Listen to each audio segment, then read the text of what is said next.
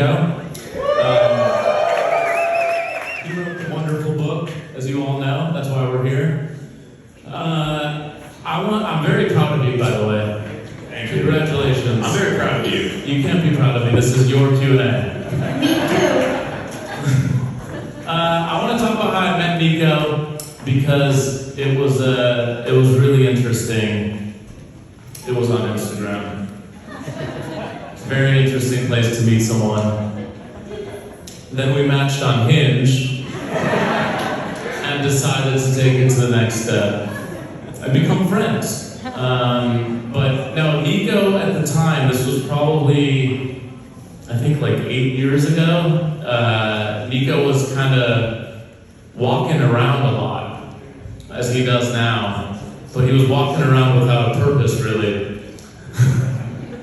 And he was making these docs called Know Your City, K-N-O-W. No, it's N-O, your city. I was describing what it was. Dang, dude. Wait, are there any, is this really loud? No, it's normal. Is there anyone who's familiar with the Know Your City series? Really? Wow. Because that was from 2013, which means I've known you for longer. Yeah. And then, during the pandemic, Nico hit me up and was like, yo, do you want to make a movie? And I said, 100% agree. And then we wrote a script, made a movie, and premiered in Tribeca. It was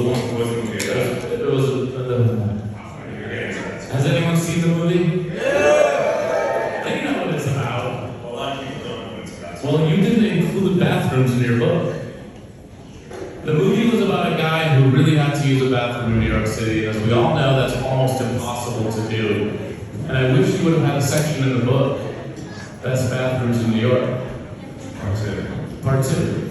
And so now, that leads us to here. Nico, I talked about how you wandered around quite a bit in your early days. How did you get from there to here? Alright, I've told this story probably 20 times in the last 3 days because I'm doing a lot of press for this book. So I'm going to try to say it enthusiastically, but I'm really tired. Give him a round of applause. Let's get this in there.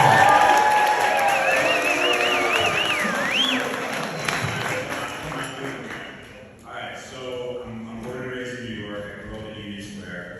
And after college, I decided to move to Los Angeles to try to make it as a music video director. Actually, there are a few people in here who I used to make music videos for.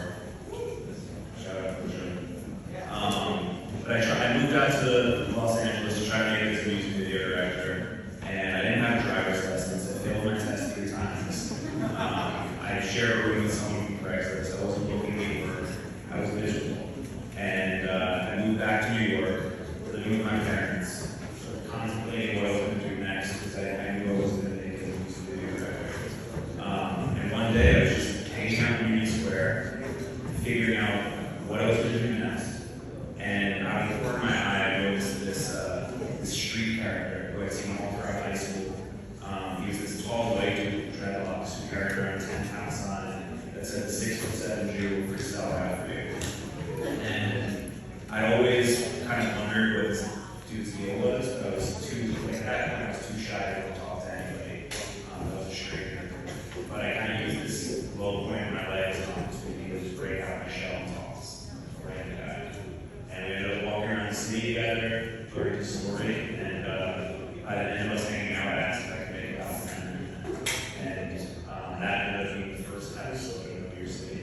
And then that turned into 16 episodes about New York characters. So Wendell, the homeless fashion designer in Union Square, Larry Bergman, Washington Square, Matthew Silver, Chris Ewo was even in an episode of the Guardian Angels.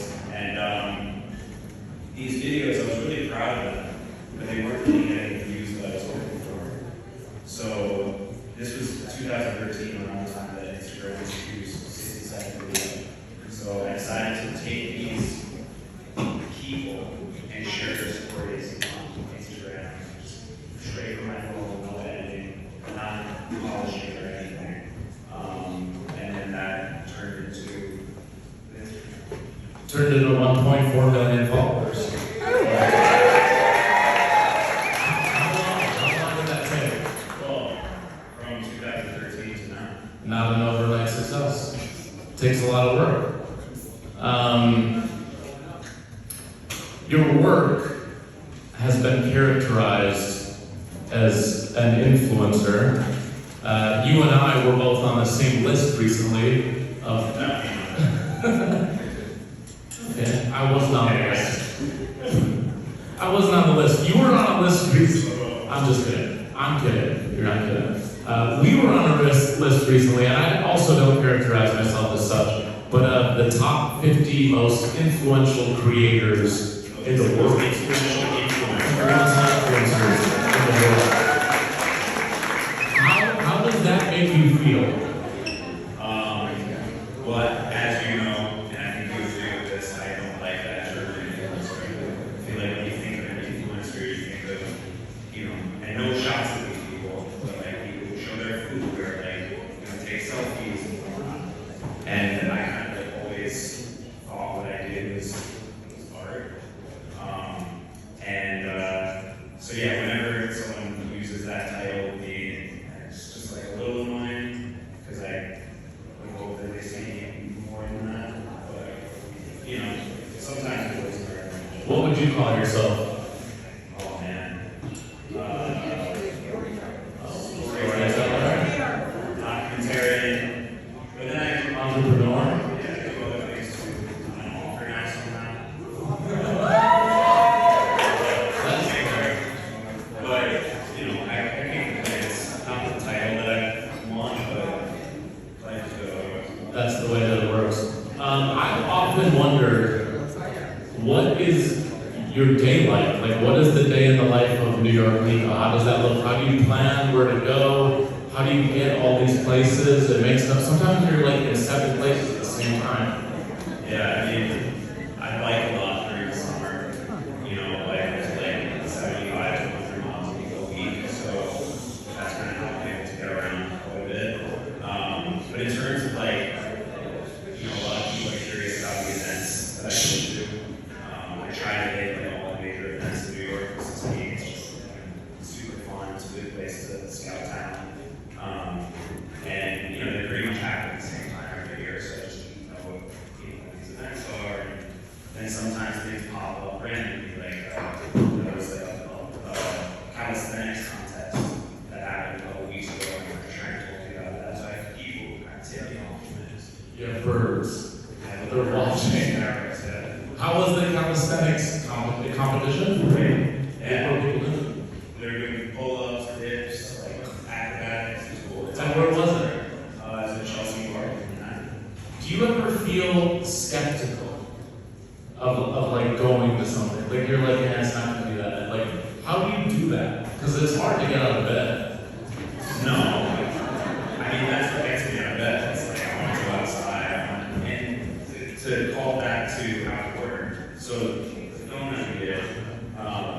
I always wanted to, I went to film school, I always wanted to be an narrative filmmaker. Then commercial work out the way, Instagram out the way. And then one year, 2021, I came up with this idea. I wanted a guy back to my first date, who had to take a shit, and couldn't find that. And I just took that idea, and I was like, I can't sit down and write this, because I want to be outside all the time. But I know Kareem would be down to write this. Because he wants to sit in bed. Because he wants to sit in bed. So that's why I did you. That's why I did you all to write this. Yes. I